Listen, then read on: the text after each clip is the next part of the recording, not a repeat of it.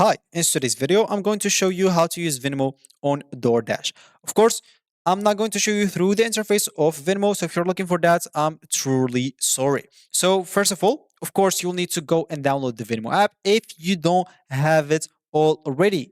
And of course, once you does that, you'll need to go log in into your account as well. So other than that, once you do so, you'll need, of course, to link your account. As an example, if we see this Reddit as an example, so not sure if anyone knows the answer to this, but when you order food on DoorDash, does it pull from your Venmo balance if it can cover it, or does it just pull from your linked card or bank? As an example, here someone said linked card. I always keep a rainy fund and my balance on Venmo, and it's never used it. So that's just something to know. As an example, if you have a linked card and trying to cut automatically from Venmo. Of course, how to pay DoorDash with Venmo? Normally, you can use a QR code. Also, like if you go to your account, as an example, of course, I'm not going to play the video for copyright issues. You'll find like here payments method. You can simply just click on that. Once you click on that, normally you'll be able after that to pay with whatever you want. As an example, to authorize DoorDash to pay.